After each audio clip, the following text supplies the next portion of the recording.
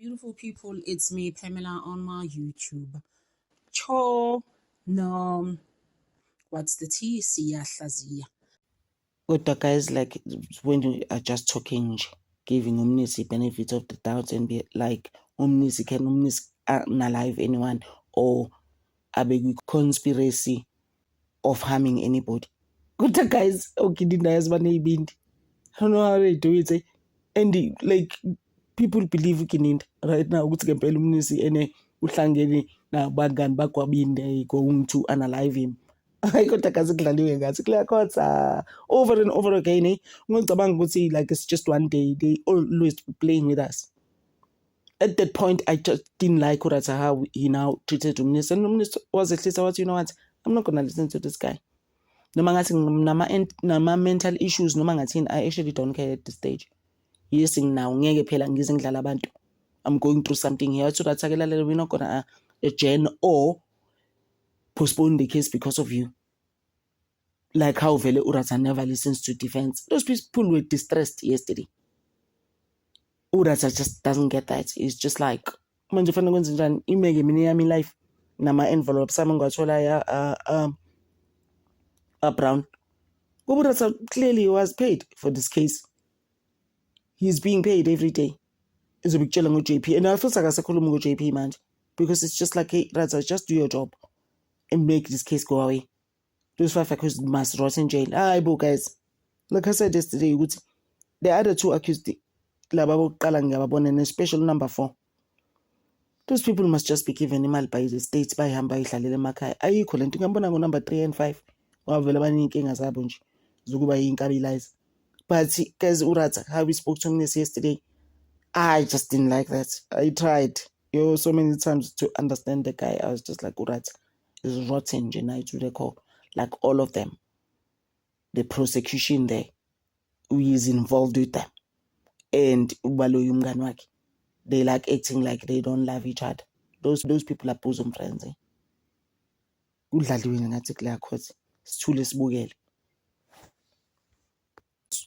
Guys, sithule siyabukela Gininda's tactics ukuthi even uMngomezulu guys passed on around this time. Don't think Urata cared about that. Urata didn't care.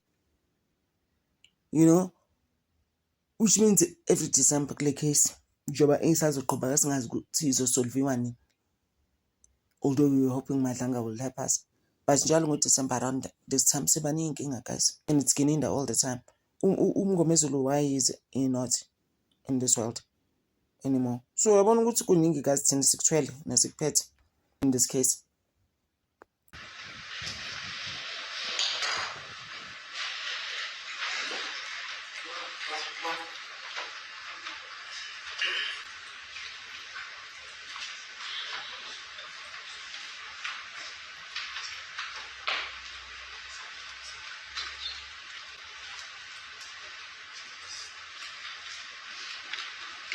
Thank you, madam, for the consent and understanding. Thanks.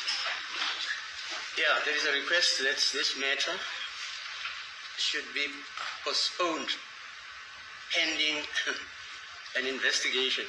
Kukhona isicelo sokuthi lecala lihlehliswe kubhekwe ukuthi imiphumela yalo kuphenyisisa kuyoba yini By the police, ngamaphoyisa whose job is to investigate alleged criminal uthi conduct.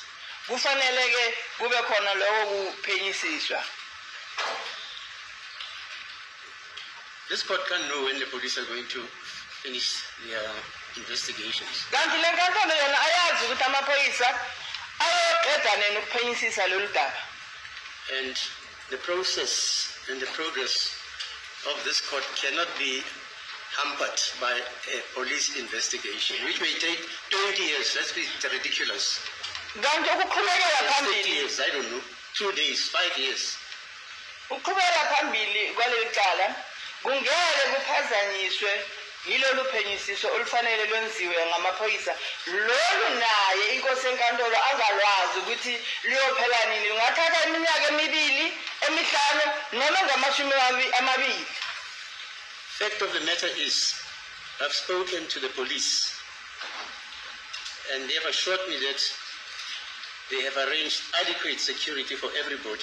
who is involved in this case. Ushunda- Anybody. indaba engiyona emile ukuthi yena ukhulumile namaphoyisa bamnikeza isiqiniseko sokuthi kukhona okwenziwe okuhambelana nokuthi okhona le nkantolo noma obandakanya nezindaba zalapha enkantolo avikeleke. Consequently, that application cannot succeed. Uthi yingakho-ke athi lesi sicelo esenziwa abameli singeke siphumelele phambi kwakhe. Okay. This my lord. Yeah. I'm mentally not fit. Hello? I am mentally not fit subsequent to those allegations that were made against me. So if the court is forcing me to proceed despite the fact What do you mean I'm forcing you? no, What do you mean I'm forcing you? Uthi ummeli yena engqondweni yakhe akekho kahle ukuthi angaqhubeka nendaba lena eningayo lapha enkantolo. Uchaza futhi ukuthi inkosi yenkantolo iyazi ukuthi aqhubeke ngalicala ngenkani. Manje-ke uyabuza-ke inkosi yenkantolo iyabuza ukuthi usho kanjani uma usho kanjalo uthi mina ngithi wena qhubeka ngenkani la enkantolo na? my lord, I am being expected to proceed with this trial despite these allegations that have been raised against me. Uthi mina-ke ngilindeleke ukuthi ngiqhubeke ngalolu daba la enkantolo kungakhathalekile ukuthi lezi zindaba ezikhulunywayo ngami zithini na. As I've told the court, I am mentally affected. Njengoba sengishilo enkantolo hayi angikho kahle engqondweni So yami. when will you be okay? And psychologically too, I don't know. Thank you, my lord. Now this case continues. If you want to exercise your discretion or choice to do whatever you want, you are at liberty to do that. But the order of this court is that we must continue. Uthi elicala liyaqhubeka. Uma yena afuna ukwenza lokho okuyisinqumo sakhe angaqhubeka kodwa yena njengenkosi enkantolo uthi liyaqhubeka icala. If you want to go and consult a psychologist, a doctor, Uthi uma no ngabe problem. ufuna ukuthi ahambe ayobonana nodokotela wezengqondo noma nje udokotela lokho-ke kuvela kuye kuzophuma kuyeke. If you are telling me something like that you want to go and consult a psychologist or a doctor, fine. But Uthi you uma can't ngabe say, bongitshela ukuthi ufuna ukuya kudokotela wengqondo noma udokta noma udokotela kulungile. but you can't say open-handedly that you can't continue the case. Kodwa ungeke umane nje usuke ungitshela ukuthi wena awukwazi ukuthi ungaqhubeka ngalicala. Thank you, my lord. I think I will have to go consult them.